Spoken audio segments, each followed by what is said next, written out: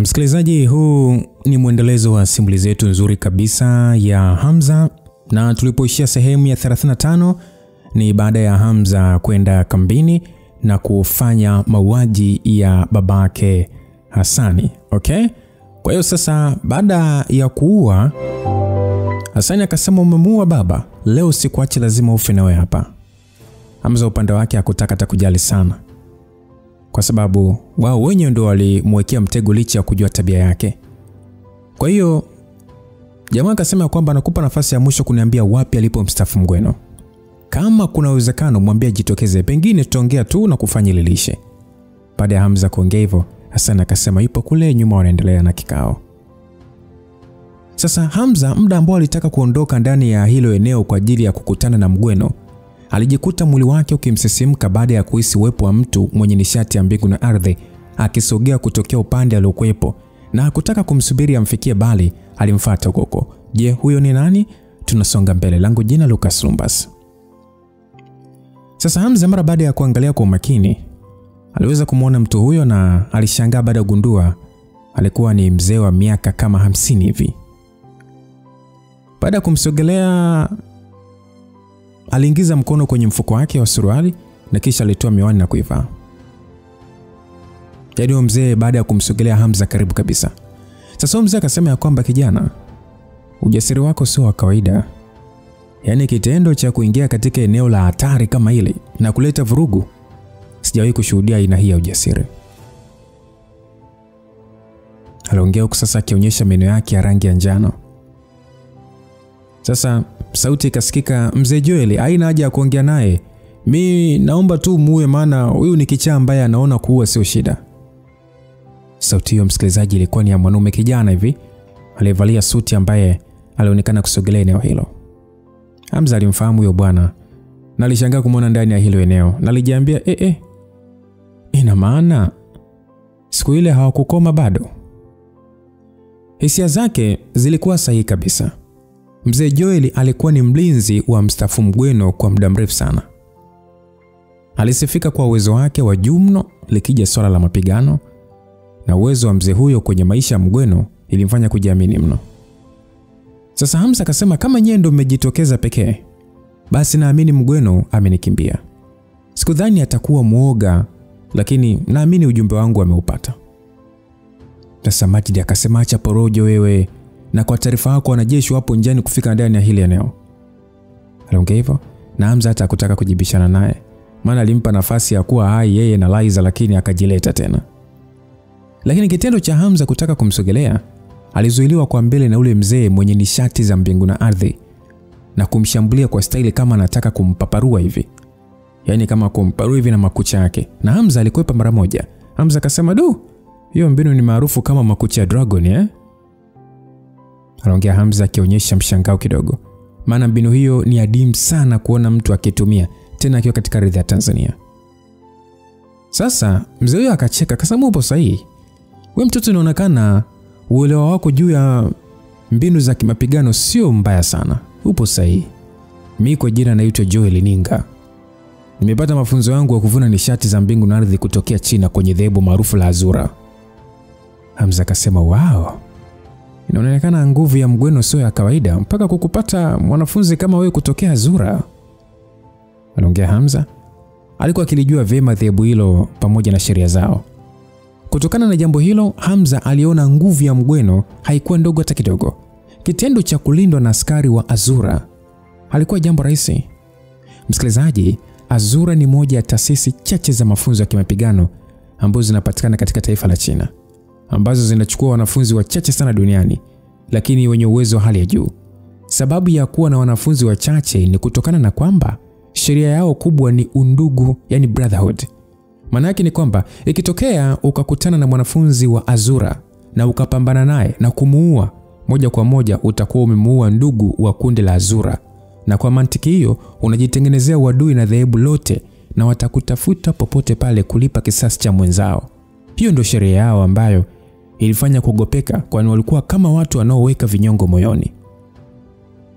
Sasa yule mzee akasema, kama unajua nimetokea Azura, basi utakuwa unajua kwamba ukipambana na mimi moja kwa moja umejitengenezea uadui na ndugu zangu wote. Hamza akasema, sijawahi kuogopa kiumbe chochote ndani ya dunia hii. Kwa nini niogope kikundi cha watu wachache tu wanaojiita majoka Azura? Aliongea Hamza na kumfanya yule mzee kukunja sura. Yule mzee akasema, kijana, ujivuni wako naona unavuka mipaka. Hebu tuone ni uwezo gani uliokuwa nao ambao unakufanya unakuwa na kiburi namna hiyo. Aliongea na pale pale alianza kukusanya nguvu zake za mbingu na ardhi. Na ilimchukua dakika chache tu, mwili wake ni kama umegeuka na kuwa kivuli cha rangi ya blue, na kwa haraka sana alimsogelea Hamza kumshambulia. Mikono yake miwili ilionekana kama vile imegeuka kutoka kuwa binadamu na kuwa makucha ya dragon. Hamza akasema, licha hiyo mbinu kuwa na nguvu kubwa kwa watu walioweza kuibobea, lakini niseme tu uwezo wako wa kuitumia bado ni mdogo sana. Sasa yule mzee kwa kujisifia akacheka akasema, level ya uwezo wangu wa kutumia hii mbinu imevuka rangi ya blue. Na sio rahisi kuweza kujua ni level, yani ni level ipi ambayo mimi nimefikia. Hamza akasema, okay, sawa. Yule mzee akasema, onja kwanza radha ya mjeledi wa mkeo dragon. Anaongea kwa nguvu na pale pale alianza kuchezesha mikono yake na vidole kwa spidi, na kadri alivyokuwa akifanya vile, kile kivuli cha rangi ya blue kilionekana kuongezeka nguvu yake maradufu na kutengeneza upepo wa kisulisuli. Hamza licha ya kuona mbwembwe zile wala hata kusogea wala kuonyesha wasiwasi. Ukweli ni kwamba kwa level aliofikia mzee huyo aliona amejitahidi sana.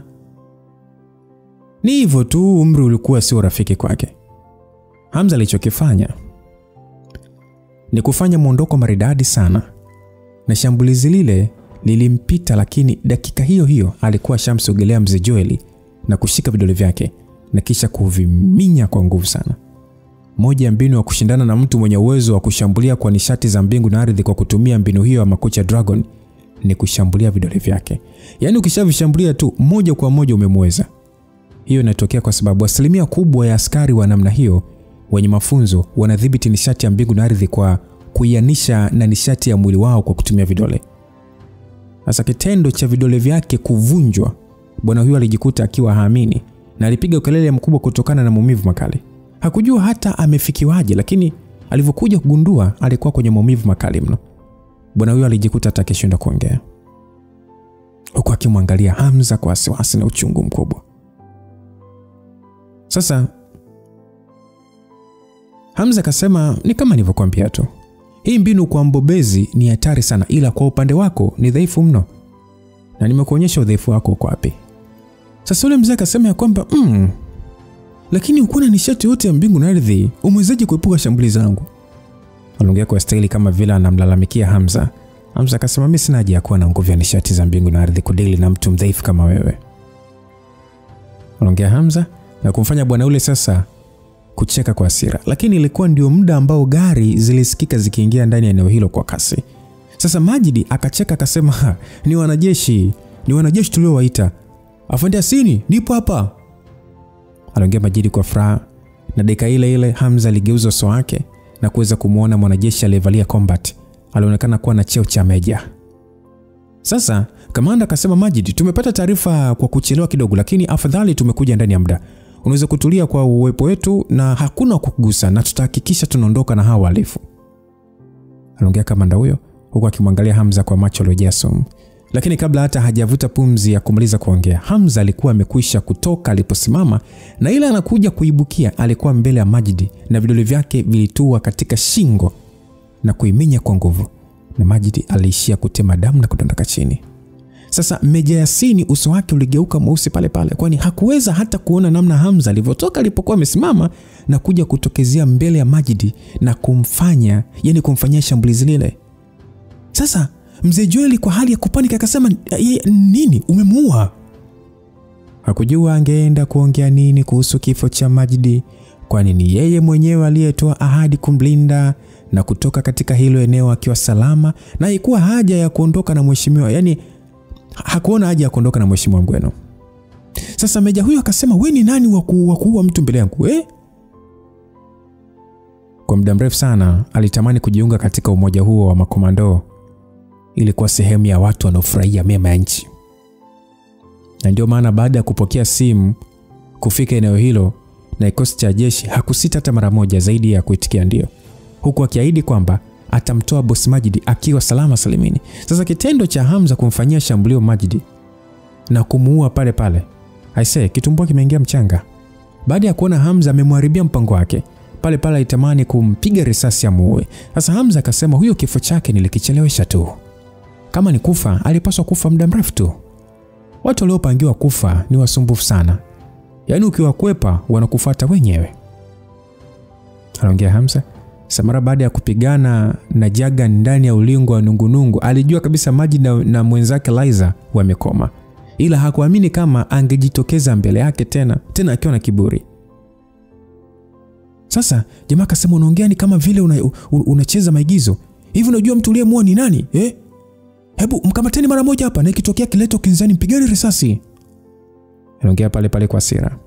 Na wanajeshi walioshikilia mitutu ya bunduki mara baada ya kupokea oda hiyo walisogea mbele kwa kazi. Hamza akasema hili ni jeshi ambalo kazi yake ni kulinda usalama wa nchi, lakini kundi la watu wachache tu wala rushwa wanatumia hao wanajeshi kwa ajili ya kutimiza matendo yenu ya uovu, si ndio? Aisee, hii nchi inachezewa sana. Jamaa akasema kwamba wewe tu hapa kwa ajili ya kupambana jambazi kama wewe, na unachoongea hakina msingi wote. Hamza akasema sasa kama ni hivyo, unaonaje ukisogea kwanza wewe mwenyewe kuliko kuwatanguliza wanajeshi wako? Anaongea Hamza akiwa hana hata wasiwasi hata kidogo. Lakini kauli yake ilimwogopesha Meja Yasini. Kwa nini watangulize wenzake, si aje yeye mwenyewe? Hata kama jeshini ni kufuata oda, lakini aje yeye mwenyewe kwanza. Sasa Joel akasema kwamba Afande Yasini asikutishiwe bwana. Hana mtu wa kumpa msaada zaidi ya hao majambazi wenzake tu. Mkamateni akafie jela. Anaongea Joel ambaye maumivu yalionekana kupungua. Sasa Meja Yasini mara baada ya kusikia maneno hayo ni kama alipandwa na morali mpya. Sasa pale pale aliwaamrisha wanajeshi wake kumlenga Hamza na kileta tu kinzani washambulie. Lakini sasa wanajeshi wale wakati wakimlenga walishangaa Hamza amekwisha kutoweka mbele ya macho yao, na ile wanataka kujua ameenda wapi. Walishangaa akiwa nyuma mzee Joel. Aisee, nilikuvunja vidole vya mkono wako mmoja, lakini naona kama unataka kifo kabisa.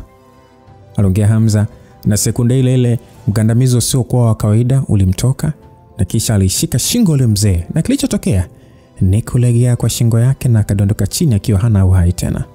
Sasa hakuna ambaye aliamini mlinzi wa mheshimiwa rais wa muda mrefu aliyekuwa akiogopwa mpaka na makomando alikuwa amepoteza maisha namna ile. Meja, unatokea kambi ipi? Unaonaje kabla ya kuruhusu wanajeshi wako kushambulia ukawasiliana na wakuu wako kwanza? Anaongea Hamza akiwa hana hata wasiwasi. Sasa jamaa akasema kupiga simu hapo ama kutokupiga haikuondolei sifa ya uhalifu. Wewe ni muuaji, kwa nini kusikilize? Hamza akasema mimi nimekushauri tu ili kukuepushia usumbufu baadaye. Anaongea Hamza. Na muda huo Dina na vijana wake walisogea upande waliokuepo. Sasa kwa muda wote walikuwa busy kudili na walinzi wa eneo hilo na walifanikiwa. Sasa Dina akauliza kwamba Hamza, tunafanya nini kuhusu wanajeshi? Dina aliuliza kwa wasiwasi, maana alijua hata kama walikuwa na uwezo kushambulia hao wanajeshi, lakini kupigana nao ni kama kutangaza vita na serikali, na pengine ndio mgweno alichokuwa akitegemea.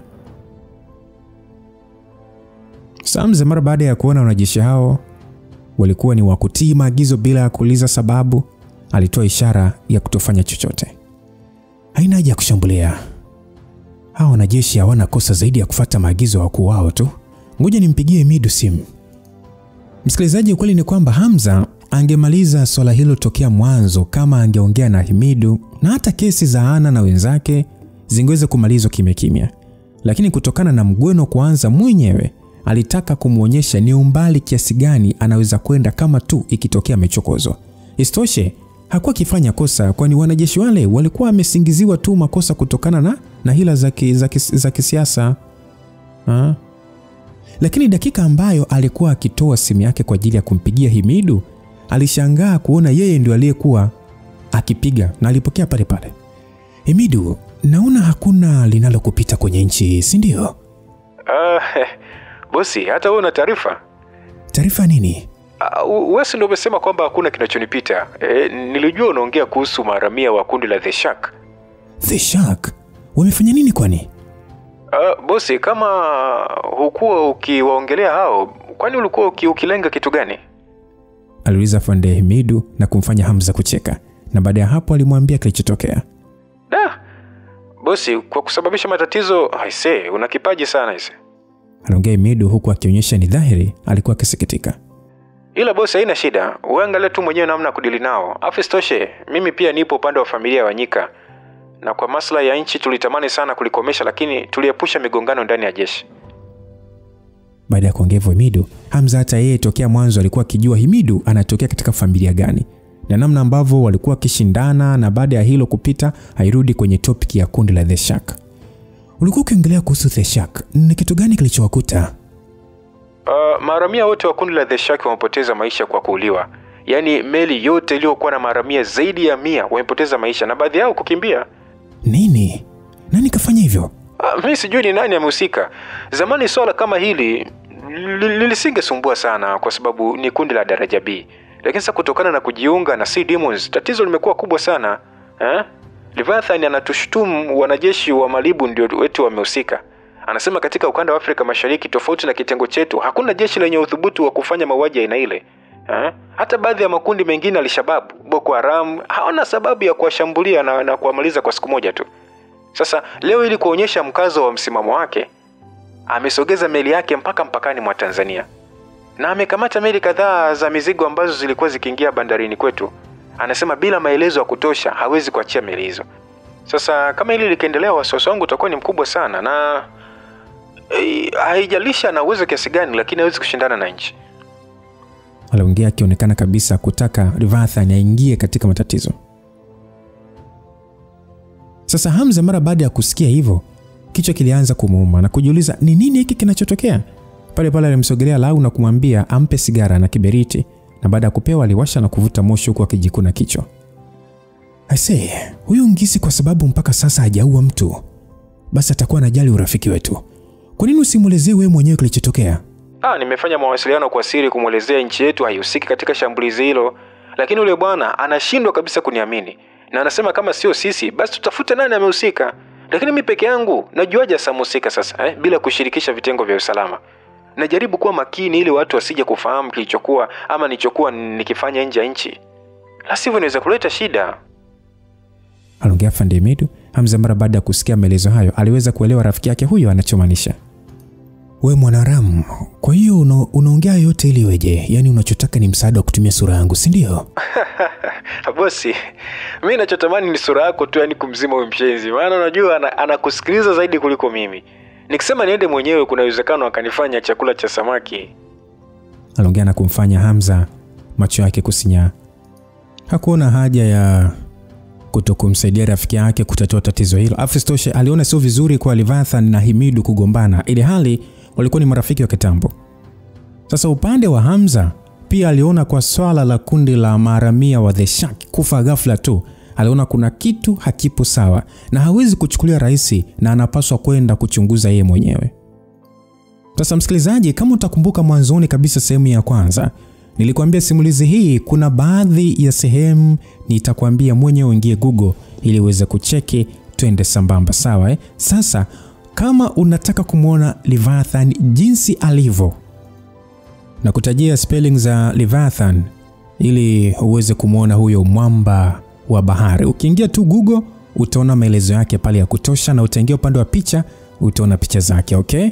Ni L E, yani ile ya A, V I A T H A N, Leviathan. L E V I A T H A N, Leviathan. Ukiingia tu hapo Google utakutana na huyo mwamba mwenyewe, okay? Yes, utasoma maelekezo yake pale. Sasa baada ya Hamza kufikiria hilo, Hamza akasema kwamba unaonaje tukifanya hivi? Wewe andaa usafiri na nikitoka huku nilipo nitaanza safari ya kuelekea huko ili nikaangalie kilichotokea. Bosi, mimi najua nakusumbua lakini asante sana. Maana unajua hii hali nimeshindwa tani kuelezea kwa ukubwa wangu. Hebu acha porojo bwana. Na ngoja nimalizane kwanza na hili, maana kuna mitutu hapa imeelekezewa kwangu. Anaongea Hamza na kufanya Himidu kucheka na kisha kukata simu. alimwambia mpe dakika 2 tu. Sasa muda ule Meja Yasin alionekana kupokea simu na aliongea kwa heshima sana. Jambo afande. Ndio afande. Sawa afande, nitahakikisha mission imekamilika. Sawa afande. Mara baada ya afande Yasin kukata simu, alimwangalia Hamza kwa heshima. Uso wake ulikuwa umejawa na hali ya kumkubali. Sasa afande Yasin akasema, Mr. Hamza, nimekukosea sana kwa sababu mimi sikuweza kukufahamu kama wewe ni mwenzetu. Tafadhali, naomba tu uingie kwenye gari tukusindikize mpaka bandarini. Kauli hiyo iliyofanya Dina na wenzake kushusha pumzi za uweni, maana walijua ingekuwa ngumu mno kupambana na wanajeshi bila kuibua matatizo makubwa mbeleni. Sasa Dina akauliza kwamba kwa nini unataka wakusindikize mpaka bandari ya jeshi? Kuna swala na kwenda kulishughulikia kwa ajili ya rafiki yangu. Tangulia tu kurudi kwanza na nitakuja kwako kama nilivyokuahidi. Siwezi kwenda kinyume na ahadi yangu. Aliongea Hamza, na Dina baada ya kusikia hivyo alishikwa na furaha. Akasema basi kwa makini uko endako. Aliongea na Hamza, alimshika kidevu kimahaba na kisha akampita. Hamza ndio aliyekuwa wa kwanza kuondoka na gari za kijeshi na kumfanya Dina kumwangalia Hamza akiondoka huko akiwa na hisia zisizoeleweka. Kwa kila ambacho amefanya hapo ilipaswa kuwa swala kubwa, lakini limeisha kiwepesi sana. Sasa Lawrence akasema, madam, hivi unadhani nini kitatokea baada ya hapa? Ijapokuwa tumefanikiwa, lakini moja kwa moja tumeingia katika mgogoro na Mgweno. Dina akasema, tuliopambana nao hapa ni walinzi pekee, na karibia wanachama wote hawapo. Hata kama kiongozi wao amekufa, haimaanishi umoja huu umekoma, lakini nina uhakika hauwezi kuwa kama mwanzo. Mambo kama haya hayahitaji tuhusike kwa 100%. Tunahitaji kuanza, alafu baada ya hapo watu sahihi watakuja kumalizia kazi. Sasa baada ya Dina kuongea hivyo, Lawrence akasema, anamaanisha ni baada ya habari za hapa kusambaa na kuwafikia wanajeshi ndio kwamba ni itatengeneza hali ya msimamo tofauti? Ndio hivyo. Hivyo Mgweno kwa sasa hata kama ni bado anayo nguvu ya kisasa, lakini ni muda tu. Familia ya Wanyika wakifanikiwa kushikilia ikulu kwa 100%, maana yake nguvu yake muda wote itazima tu. Na kama hilo likitokea, mbinu pekee ni kujimarisha katika ulimwengu wa giza. Anaweza kukimbilia binamu kuomba support, lakini siku zote binamu ni shirika ambalo halijawahi kushirikiana na mtu mdhaifu. Afistoshe, Elias alikuwa rafiki yake, amemsaliti kwa kuikabidhi ikulu kwa Wanyika. Madam, kwa hiyo kwa maana hiyo kitu pekee atakachofanya ni kuhakikisha tu anajisalimisha kwenye ulimwengu wa giza. Na kama ni hivyo, si ndio tutakuwa shabaha yake? Hapana, ni kinyume chake. Sisi ndio tunakwenda kumlenga kama shabaha. Kuanzia sasa tunapaswa kujipanua zaidi ili asipate nafasi ya kujilimbikizia nguvu. Na imekuwa rahisi sana kwa tulichofanya leo. Ndio madam. Kwa leo lazima taarifa zetu tu zitasambaa na pengine muda si mrefu tunaweza panda daraja kimataifa. Sasa aliongea hivyo Lawrence, na Dina alitabasamu huku akijiambia yote hayo yamewezekana kwa uwepo wa Hamza. Na ataendelea kumshikilia kwa kumpa mapenzi yake yote. Hata kama mara nyingi anaonekana kumsahau akiwa na wanawake wengine na kumkumbuka wakati mke wake Reji akiwa katika matatizo au akiwa kwa Reji kamenuna ndio anakumbukwa, lakini alijiambia kama Hamza kumkumbuka kwake ni kwa sababu ya Reji, basi atahakikisha anafanya mambo mazuri kwa siri kwa ajili ya Regina. Ushasikia kwamba mchepuko anajitahidi kukupa mambo matamu wewe mwanaume ili umsahau mwanamke. Sio kwamba anamfanyia mabaya mwanamke, anamfanyia mabaya mke wako, no, ila tu anahakikisha anacheza mara 2 ya mke wako. Jamani, huku nje kuna vita huku. Sasa ngoja, kwa sababu eti umeolewa unaona tu basi unachukulia mazoea. Huku nje michepuko haina shida, hata kama mmeo amekuoa. Watajitahidi tu ili waingie mbanane umo. Sasa lisali moja mbele, Hamza aliweza kufikishwa katika bandari ya jeshi Bagamoyo na aliweza kuwakuta watu kadhaa aliokuwa akiwafahamu. Kwa ni afande Mwiba na afande Barafu. Sasa kilichomshangaza Hamza ni baada ya kutambulishwa kwa mkuu wa kitengo cha Malibu ambaye ni Brigadier Doswe, ambaye ndio alikuwa akienda kama mwakilishi wa kutatua swala hilo ili kuongeza uzito kwa Leviathan ionekane kweli kitengo chao hakikuhusika. Brigadier Doswe licha ya kwamba alikuwa akizisikia habari nyingi za Hamza na baadhi yake hata kushuhudia, lakini alikuwa na kinyongo na Hamza, sio kwa sababu Bita alikuwa na uwezo, bali ni kwa sababu Hamza alikuwa na ukaribu na Himidu. Ushawahi kuchukiwa na mfanyakazi mwenzako kwa sababu tu una urafiki na boss?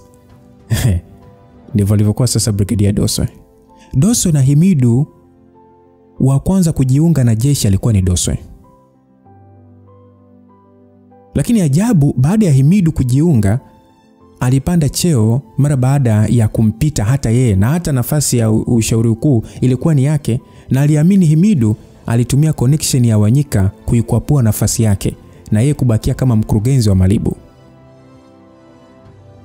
Ili kuwatuliza maharamia wa kundi la Sea Demons kutokushambulia, ndio maana waliamua sasa kutumia speedboat ya kawaida kwenda maji ya kimataifa kuonana na Leviathan. Sasa wakati jua likizama, hatimaye meli 3 za kivita zilionekana kwa mbali. Kwa jinsi meli zao kwa namna meli zao na vifaa vyao vya kimashambulizi vilivyoonekana, ilikuwa ni ngumu kudhania watu hao walikuwa ni maharamia. Ilikuwa ni kama vifaa vya kivita kutoka taifa dogo. Mara baada ya maharamia kuona boti ndogo inayokaribia, pale miluzi na firimbi za kutoa ishara zilianza kusikika kama vile ni mbwa anaobweka baada ya mtu asiyejulikana kuingia kwenye maya yao. Sasa zikuchukua hata dakika 2. Mwanaume mwenye ngozi nyeusi na misuli mikubwa kama Goliath bwana alitembea kibounce mpaka mbele ya meli hiyo. Sasa jamaa alikuwa amevalia koti la kijeshi ambalo ni urithi wa admiral mmoja hivi wa jeshi la majini la Uingereza katika vita ya pili ya dunia. Sasa Fandedoso akauliza kwamba yule sio ndio Leviathan?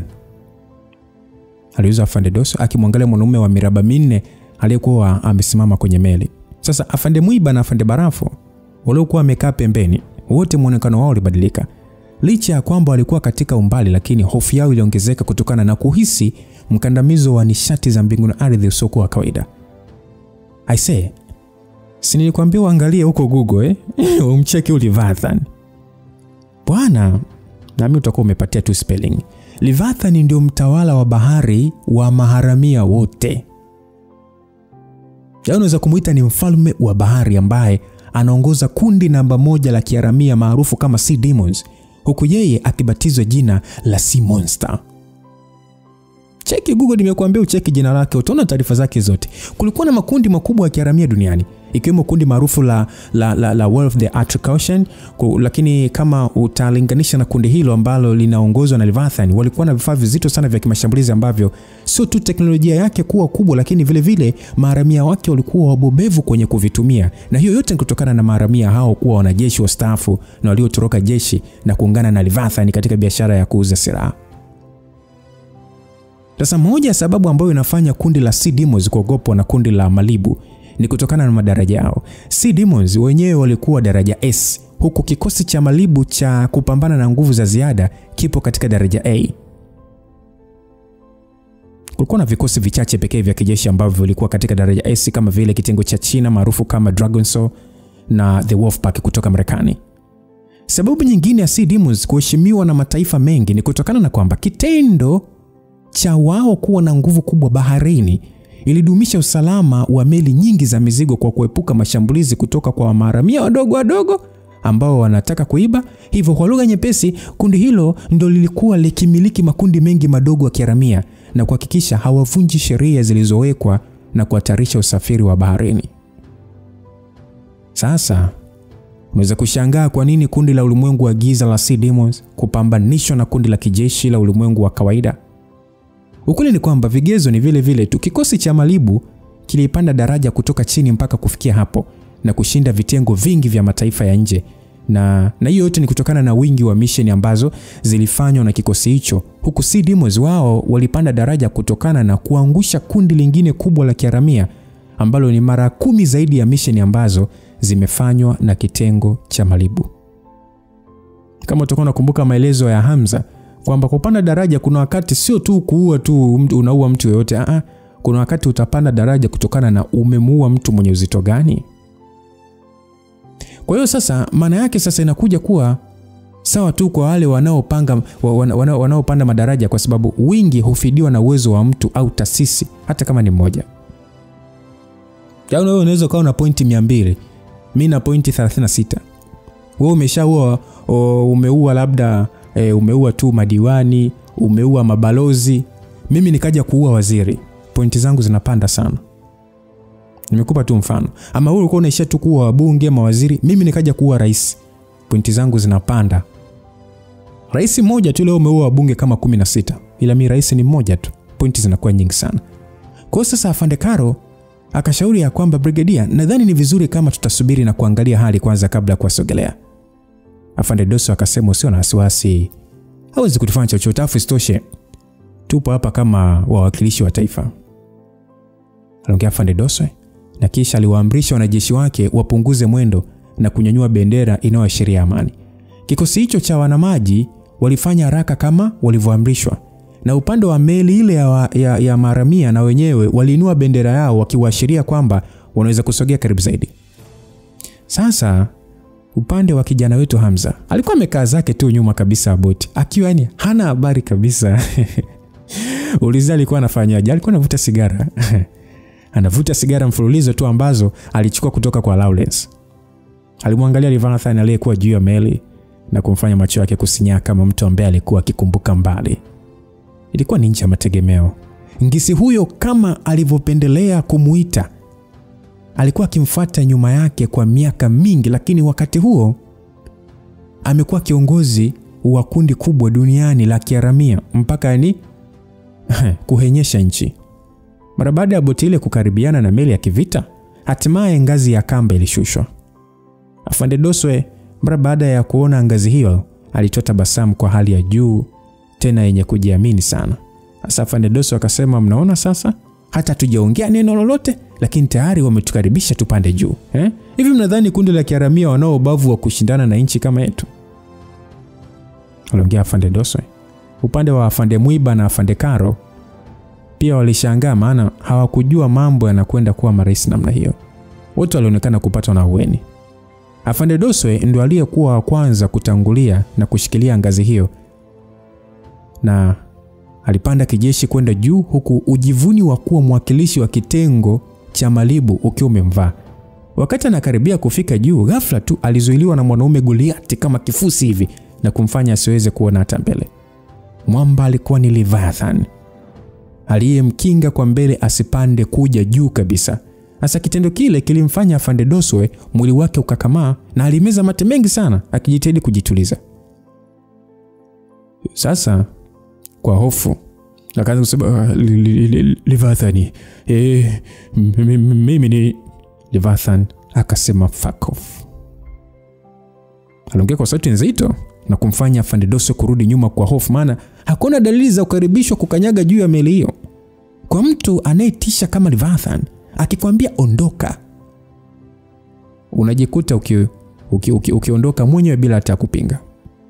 Lakini kwa Doswe, mara baada ya kukumbuka chini yake ameacha vijana wake ambao wanamwangalia kama kiongozi, hakutaka kukata tamaa kirahisi. Akasema, naitwa Brigadier Doswe, nipo hapa kama kiongozi wa kitengo cha Malibu.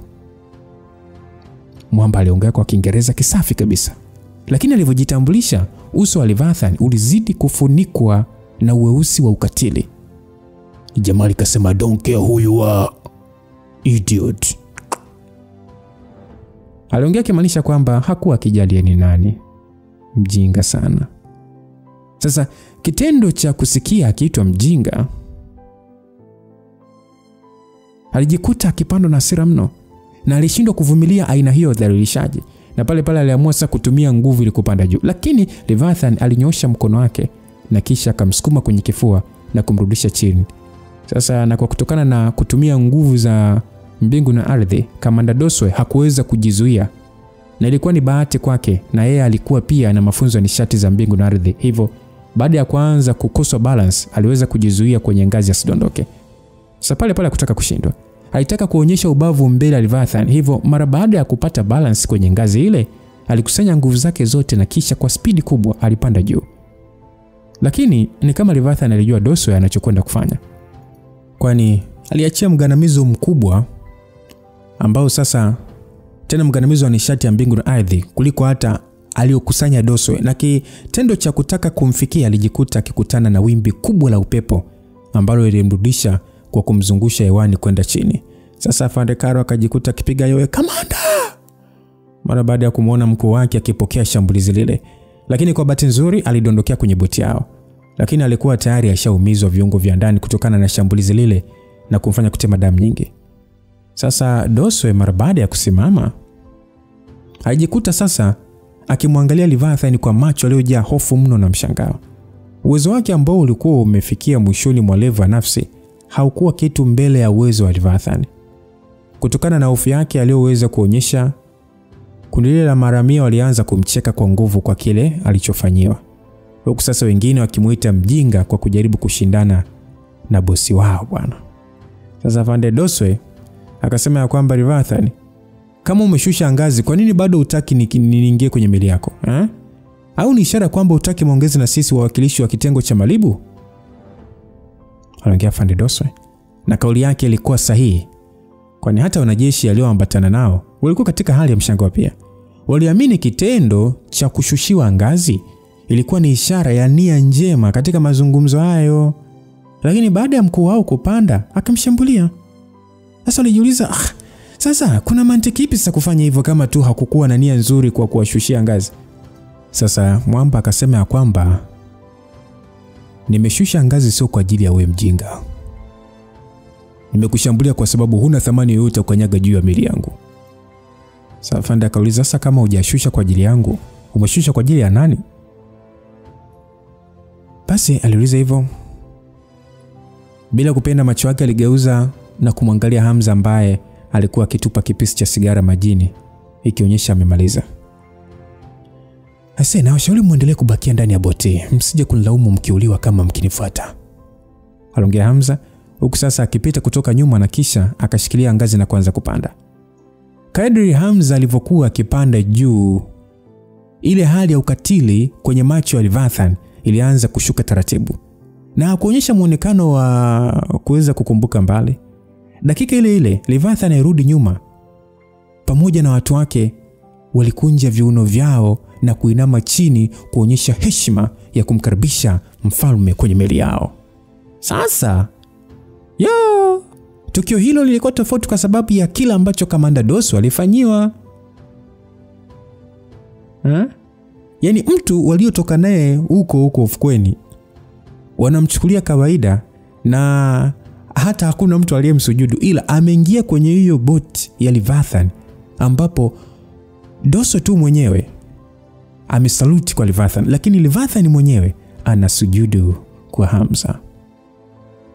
Iliwafanya wanajeshi wa kitengo cha Malibu pamoja na mkuu wao kushikwa na hali isiyoweza kuelezeka. Hamza mara baada ya kukanyaga juu ya deki ya meli hiyo, maramia wote walibakia kimya, huku akimwangalia kwa nyuso zilizokuwa na kila aina ya hisia. Wengine wakiwa na wasiwasi, wengine wakiwa na hali ya msisimko, wengine walimwangalia kama shujaa aliyerudi kutoka vitani.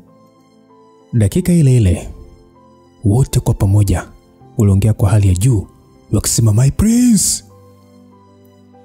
Sasa mara baada ya kauli ile, wakiongozwa na Leviathan, wote walipiga magoti kwa mguu mmoja kijeshi. Kitendo hicho ni kama anga limebadilika ghafla, hususan namna sauti zao zilivyosambaa na kusikika kwa wakati mmoja bila kuachana. Yaani neno my prince lilisikika na ni watu wengi, lakini hawakupishana. Kwa wale waliokuwa wakiangalia ni kama walisikia sauti hizo zinajirudia kwenye masikio yao kutokana na mwangu. Ni mtu aina gani ambaye anaweza kumfanya Leviathan Goliath wa bahari kupiga magoti bila ukinzani, tena kwa heshima kubwa namna hiyo? Nani?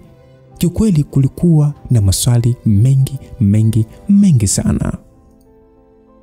Sasa upande wa Hamza alishia kukuna kichwa chake tu, asijue acheke ama alie. Mwanzoni mpango wake ni kuja kumaliza mambo kimya tu bila kujionyesha, lakini mambo yalikuwa nje ya matarajio yake. Mnaweza kusimama sasa, nilishastaafu muda mrefu sana. Kwa nini kila siku ni kama mnataka kunirudisha kazini? Aliongea Hamza mara baada ya kuongea hivyo, Leviathan alikuwa wa kwanza kusimama na akafuatiwa na wenzake. Ngizi na wenzako, acheni hizo bwana, hayo mambo yalishapitwa na wakati. Aliongea Hamza akiwa na tabasamu akimsogelea Leviathan kwa bashasha. Sasa Leviathan akacheka akasema, bosi, nimesikia habari zako kutoka kwa Mafii. Umepoteza uwezo wako wa nishati za mbingu na ardhi. Bado kweli unaweza kuwa kama zamani? Unaweza kujaribu tu uone. Kama ni hivyo bosi, basi sina haja kujizuia. Aliongea Leviathan. Wanajeshi wa Malibu hawakujua ni kitu gani Hamza na Leviathan wanaongea, lakini kilichofuatia baada ya hapo kiliwafanya wasimame juu ya boti kwa mshangao mkubwa. Yule Leviathan ambaye mwanzoni alionekana kama binadamu wa kawaida aliongezeka ghafla ukubwa wake kwa zaidi ya mara 2, huku rangi ya weusi kwenye mwili wake kimpotea na kuwa ya kijani.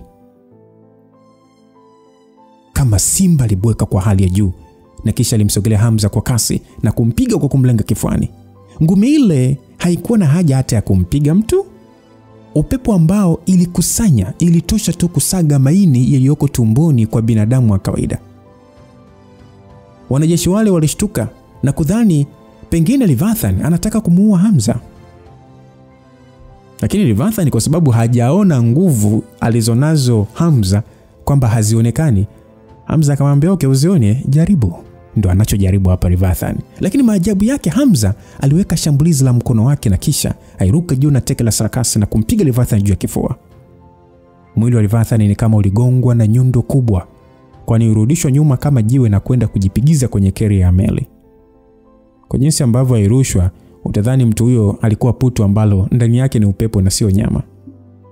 Maharamia waliokuwa juu ya meli hiyo wote walishikwa na bumbwazi. Wasiamini bosi wao waliyekuwa akimuogopa mno ndio aliyepigwa na teke na kurushwa umbali mrefu namna hiyo. Like seriously? Lilikuwa ni tukio ambalo halikuwezekana kwa macho ya kibinadamu.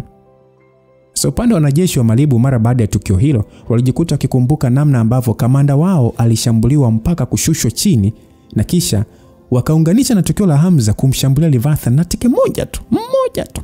Utofauti ulikuwa ni kama wingu na tope. Sio wingu na ardhi, wingu na tope. Wewe unaona tope zimechafua wingu. Kamanda Doso uso wake ulikuwa ukiungua kama vile yani amekula kinyesi cha mende.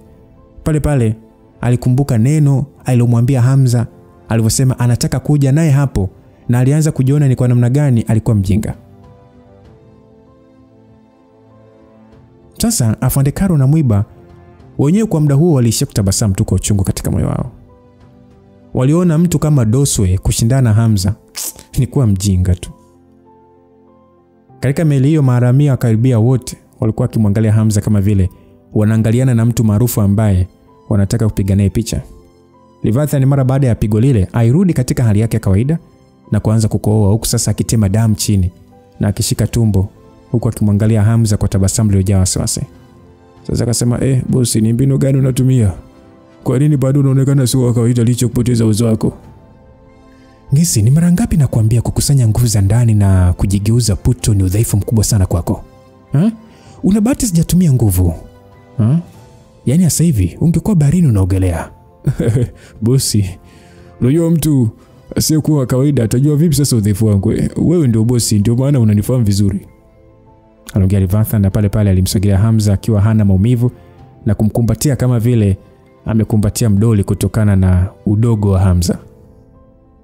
Naona unafanya kazi nzuri sana kijana. Yaani umeamua kuchukua meli 3 na kuja karibu na Tanzania kwa ajili ya kuweza kuwajambisha tu, Mafia amefura huko na kukuona ni mtu ambaye hufikiri vizuri. Amekushauri lakini hata hukutaka kumsikia. Kwa nini? Huyo mpuzi Mafia bwana anachojua ni kutoa ripoti tu. Yaani anatoa tu ripoti yake ya maneno machache tu. Bosi, nadhani unanijua mimi mwenyewe, mimi ninavyopenda kuwa mwazi, unanifahamu vizuri. Yaani mimi vijana wangu wameuliwa kikatili, lakini anaona eti kuja hapa kutoa maelekezo ni kupoteza muda. Avistoshe mimi sijafanya hata mambo makubwa ya kumkosesha heshima. Mimi nilizuia vimeli tu viwili tu vya bidhaa kwa ajili ya kunichukulia serious. Kama ni hivyo, vipi umeweza kupata taarifa kilichotokea? Ijapokuwa The Shark ni kundi la daraja B, lakini sio rahisi kulishambulia kwa wepesi na kuua watu wote. Bosi, ukweli ni kwamba kabla hata hujafika hapa mimi nimeweza kupata viashiria muhimu. Viashiria? Ndio. Nadhani twende ndani ya cabin ili tuongee vizuri. Alafu pia mke wangu na binti yangu pia wanataka kukutana na wewe. Wamekuwa mashabiki zako kwa muda mrefu. Kwa hiyo ndio maana ukaja mpaka huku. Nia yako tu ni kutaka familia yako wanione, si ndio? Ila si mbaya. Ngoja nione na shemeji yangu na mtoto wake. Aliongea hivyo Hamza. Sasa mara baada ya kuona Hamza alikuwa akikaribishwa ndani ya meli hiyo na Leviathan, wanajeshi wa Tanzania waliokuwa kwenye boti walishia kutulia. Hatimaye waliweza kuelewa kwa nini mshauri mkuu alitaka Hamza aongozane nao. Yaani kama singekuwa Hamza, huyo Goliati wa baharini asingewaangalia usoni hata kwa sekunde. Sasa Afande Karo akasema, hivi wamemaanisha nini kwa kumuita Hamza my prince? Au isije kuwa Hamza ni mtoto wa mfalme kutoka taifa lingine na hatujui? Baada ya Afande Karo kuongea hivyo, Afande Tito akasema, tunajuaje sasa Lakini hisia zangu zinaniambia mtu ambaye anaweza kufahamiana na mshauri mkuu hawezi kuwa kawaida. Tunapaswa kumpa heshima yake kuanzia sasa hivi. Aliongea Afande Tito ambaye ni mwanajeshi wa majini aliambatana nao. Sasa Afande Mwiba akasema, mimi nishawahi kusikia Leviathan anatokea kutoka kwenye umoja fulani hivi wa siri, lakini taarifa za huo umoja zilikuwa mara moja tu, yani zilizuka mara moja tu na kupotea. Sasa sijui kama bado utakuwa ni mwanachama au la. Baada ya Afande Mwiba kuongea hivyo, Afande Karo akasema, hata mimi nishawahi kusikia huo umoja, lakini taarifa yake ilikuwa ni ya siri mno na ni watu wachache sana katika vitengo vya usalama wanajua juu ya huu moja. Ila nina uhakika mshauri mkuu atakuwa na taarifa zote. Aliongea hivyo Afande Karo. Sasa msikilizaji, kwa upande wa Australia ilikuwa ni usiku wa kiza kinene tu ndani ya jiji la Sydney katika nchi ya Australia, ndani ya bara linalofahamika kwa jina hilo hilo la nchi. Katika eneo la makazi karibu kabisa na chuo kikuu cha Sydney, ilionekana gari aina ya Audi A7 ikisimamishwa kando ya nyumba kubwa yenye muonekano wa kifahari. Sasa mara baada ya gari ile kuzimwa, mlango ulifunguliwa na aliweza kuonekana kijana mdogo tu, tunamuita Gen Z. Alikuwa ni wa rangi nyeusi tu.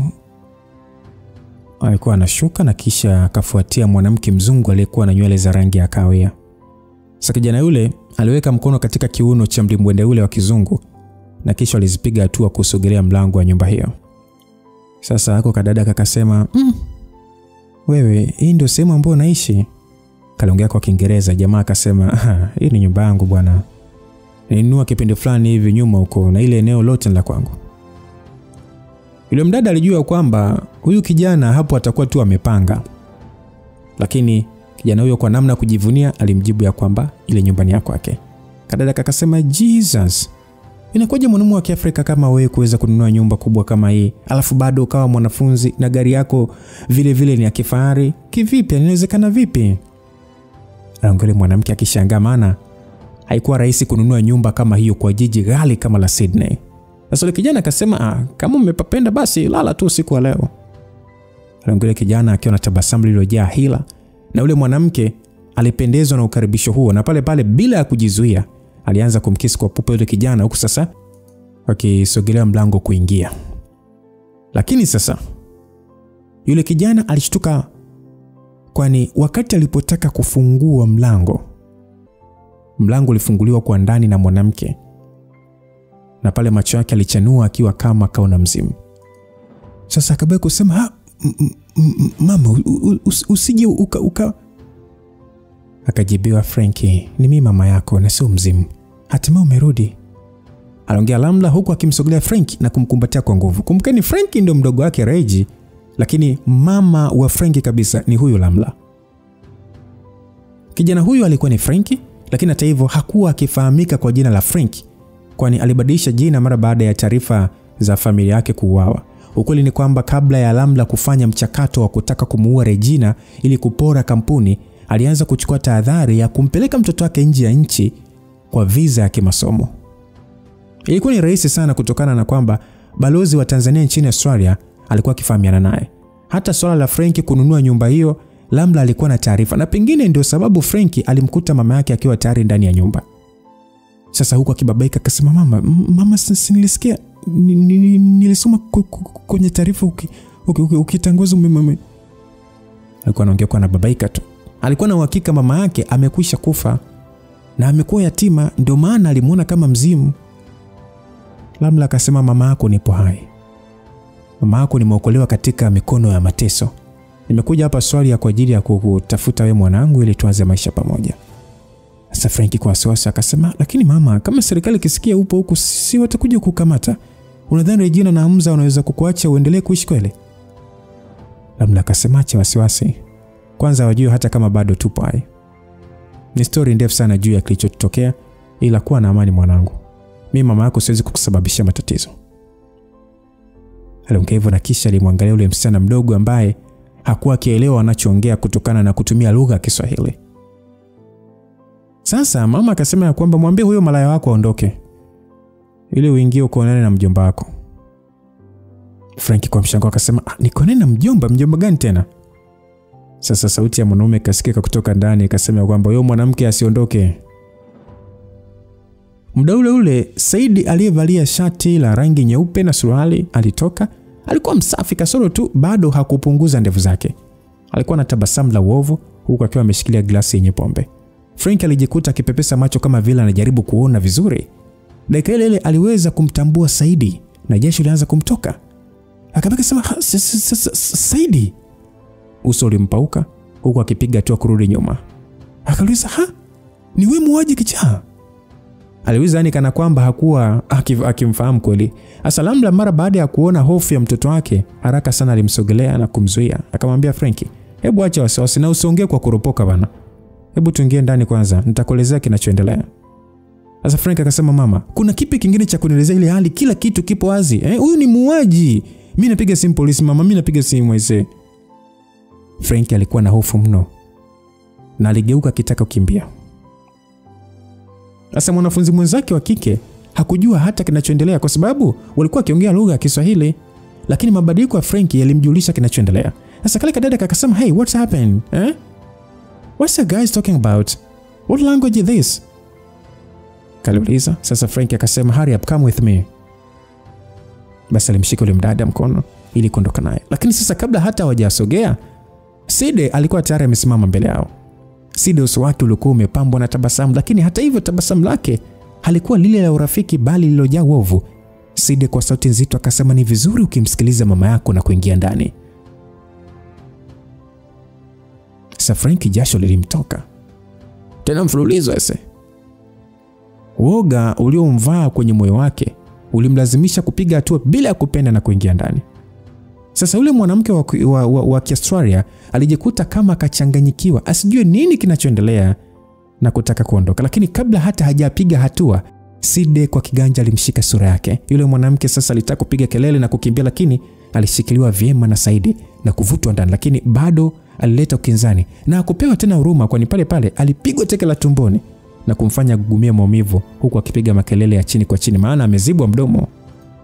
Sasa Saidi wala hakujali na alimshika mkono kwa nguvu na kisha alianza kumvuta kumuingiza ndani kama vile anavuta mzigo. Frank mara baada ya kuona tukio hilo alijikuta akishindwa kujizuia na kutamani kumsaidia yule msichana, lakini hakuweza. Sasa Frank akauliza kwamba unataka kumfanya nini? Saidi naye akauliza kwamba wewe ulikuwa ukipanga kumfanya nini kumleta nyumbani? Ulichopanga kufanya ndicho ninachoenda kufanya. Baada ya Saidi kuona Frankie anajiumauma kuongea, Saidi akaamua kumalizia kwamba ulichopanga kufanya ndio ninachoenda kufanya. Sasa mara baada ya kuongea hivyo, hakujisumbua tena na pale pale alishika gauni la yule msichana na kulichana chana na kisha akamwacha wazi kabisa. Na akamweka begani na kupanda naye juu. Dakika chache mbele sauti za kilio cha maumivu ziliweza kusikika kutoka kwa yule mwanamke, na dakika 10 mbele sauti ya kusikika tena. Yaani Saidi alimbaki yule mwanamke akiwa amemkaba shingoni na ilionekana alikosa pumzi wakati wa kitendo hicho. Kwa hiyo alipoteza maisha pale pale. Frank na mama yake baada ya kupanda juu na kuona tukio hilo, alijikuta akianza kutetemeka kisasi cha kujikojolea pale pale. Pande wa Lamla hakuonyesha mshangao zaidi ya kuchukia tu kwa kitendo kile. Saidi wala hata kujali ameua na alisimama kama shetani na kisha aliupiga ule mwili teke. Sasa Saidi akasema kwamba kumpelekea moto mama yako kila siku kwenye meli kumenichosha sana na nitaka ladha mpya. Kwa hiyo nakushukuru kwa kumletea mwanamke nyumbani. Ongevu Saidi, jamani, Saidi akikutana na Hamza. Natamani sana kuona hii battle hii dabi ya Saidi na Hamza. Haya. Sasa bwana mdogo huyo mara baada ya kusikia maneno hayo alijikuta akimwangalia mama yake kwa mshangao. Kwamba aya, kwa hiyo mama alikuwa akitoa orodha kwa Side. Lamla uso wake ulikuwa umegubikwa na haya nyingi sana usoni. Ilikuwa ni aibu kwa mtoto wake kusikia maneno hayo, lakini hakujua kwa nini. Lakini baada ya kukumbuka matukio yote kwenye meli, mwili wake ulishikwa na muwasho wa kutamani tena. Sasa Lamla akasema, Frank, mshukuru mjomba wako. Unajua mimi mama yako nimeweza kuwa hai kwa sababu yake. Kuanzia sasa nitaishi na wewe hapa na kuanza maisha yetu mapya. Frank akasema, yani unataka kuishi na mimi? Lamla akasema, ndio nitaishi na wewe hapa. Sitaki kutengana, yani sitaki tutengane tena, sitaki. Frank akasema, mama, hivi umekuwa kicha mama? Hela nizobakiwa nazo ni milioni kadhaa tu. Na sidhani kama zitatutosha wote. Kama mnataka kukaa hapa, hela mnazo? Alafu tena unaongea hivyo, unataka pia mimi niishi na huyu muuaji mama? Sasa Lamla akasema, sio na wasiwasi. Saidi mjomba wako uwezo anao na atajua namna ya kupata hela. Sasa Frank akasema, hapana. Mimi nataka kuishi mwenyewe. Mimi siwezi kuishi na watu kama nyie. Nilikuwa na maisha yangu ya amani tu hapa, lakini umeniharibia baada ya kujitokeza. Kama unanijali mimi kama mtoto wako, basi naomba upotee kwenye maisha yangu. Frankie aliongea kwa uchungu mkubwa sana. Na maneno yale yalimfanya Lamla kushikwa na huzuni. Lamla akasema, Frankie, mimi ni mama yako. Na ninakujali sana, na ndio maana nimekuja mpaka hapa kukutafuta. Kwa nini nikuumize sasa? Kwa nini nipotee kwenye maisha yako mwanangu? Frankie akasema, siwezi kuwa na mama mshenzi na sena aibu kama wewe. Kama unataka kuwa na huyu muuni, ni maisha yako na uhuru wako, na usiniingize mimi. Sasa baada ya kuongea hivyo, Frankie aligeuka ili kukimbia ili asije kujiingiza kwenye hali ya hatari kama hiyo, lakini Saidi kama upepo alimsogelea na kumkinga kwa mbele, na kitendo kile kilimshtua sana Lamla. Sasa Lamla akaita Frankie. Kitendo kile pia kilimwogopesha Frankie kwa kuamini pia anaweza kuuliwa na Saidi hapo hapo. Hivyo alitaka kutumia mbinu ya aina yote ile kujiokoa. Lamla alimsogelea mtoto wake huku akimkinga, yani kumkinga na Saidi, lakini sasa Frankie alijikuta mbishi na kumsukuma mama yake pembeni ili atoke, lakini Saidi alikuwa amekinga njia. Sasa aliangalia pembeni na pale aliweza kuona mtalimbo wa baseball na aliuchukua akimpa ishara Saidi kutaka kumpiga nao kama atamgusa. Sasa baada ya kumtishia, aliondoka mlangoni na kukimbilia upande mwingine na kushuka chini kwa haraka ili atoroke kupitia mlango wa nyuma, lakini ilitia huruma kwani dakika ambayo anafika chini na Saidi alishamfikia na kumzuia. Saidi akasema, wewe, mama yako ameteseka sana kwa ajili ya kuja kukutana na wewe, alafu unachukulia rahisi tu. Frankie akasema, kama ameokoka kwa ajili yangu, kwa nini sasa amekuleta hapa? Naomba nipishe mimi nipite. Aliongea kwa hasira huku akimrushia Saidi ule mjeredi kutaka kumpiga nao. Kitendo kile sasa kilimfanya Saidi kuonyesha ukauzi wa ghafla, na aliudaka na kisha akautupa pembeni kwa nguvu, na pale pale akamshika Frankie shingo. Lamla ambaye sasa alikuwa akikimbia kushuka chini, baada ya kuona tukio hilo haraka sana alipiga magoti chini na kuanza kumbembeleza Saidi. Akasema, Saidi, tafadhali sana naomba usimuue. Tafadhali nakuomba.